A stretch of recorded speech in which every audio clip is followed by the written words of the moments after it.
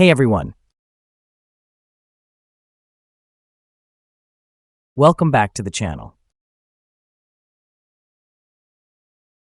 If you've ever thought, I want to start investing, but I have no idea where to begin, then this video is for you.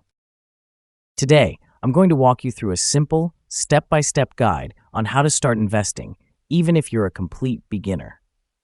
By the end of this video, you'll know exactly what to do, what to avoid, and how to set yourself up for long-term success. So let's jump right in. Step 1. Understand why you're investing. Before you invest a single dollar, you need to know why you're investing. Ask yourself, are you saving for retirement, buying a home, building wealth, or just trying to beat inflation? Your goals determine your time horizon. That's how long your money will stay invested, and that's key for deciding what you invest in. For example, if your goal is retirement in 30 years, you can take more risk, think stocks or index funds. But if you'll need the money in 3 years, you'll want something safer, like bonds or high-yield savings. So, step 1, write down your goals and how long you can leave your money invested. Step 2, build a financial foundation. Next, before you invest, make sure your financial base is solid. That means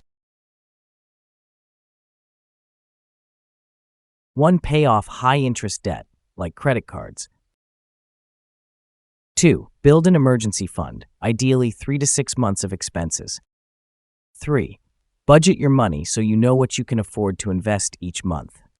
Investing isn't about gambling with rent money, it's about growing money you won't need right away. Once you've got that foundation, you're ready for the fun part. Step 3. Learn the basic types of investments. All right, let's break down the main types of investments you'll see. Stocks. You're buying part ownership of a company. They can grow fast, but can also drop fast. Bonds. You're lending money to companies or governments. Less risky, but slower growth. ETFs and index funds. These are bundles of many stocks or bonds. They're great for beginners because they're automatically diversified and usually have low fees. Most beginners start with index funds or ETFs. They're simple, cheap, and effective.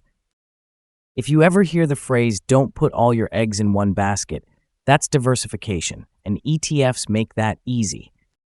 Step 4. Choose your investment account.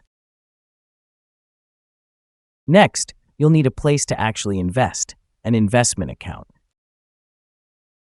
Here are your main options. Retirement accounts like a 401k or IRA in the US, these have tax benefits. Brokerage accounts, these are flexible, great for general investing. Popular platforms include show examples like Fidelity, Vanguard, Schwab, Robinhood, or eToro, depending on audience region.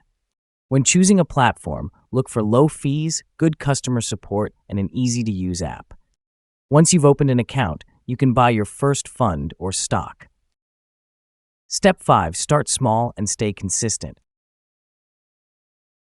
Here's the golden rule. You don't need a lot of money to start. Even $20 or $50 a month adds up thanks to compound interest. Set up automatic contributions so you invest every month, no matter what the market is doing. Over time, those small amounts grow into something big. Remember, time in the market beats timing the market. Stay consistent, stay patient. Step 6. Keep learning and stay calm. Investing isn't about reacting to every market swing. It's about staying invested long term. Don't panic when prices drop. That's normal. In fact, those dips are opportunities to buy more at a discount. Keep learning. Read books like The Simple Path to Wealth or Rich Dad Poor Dad. Follow trusted sources, not hype. Over time, you'll build confidence, and your wealth will follow. Step 7. Review and rebalance.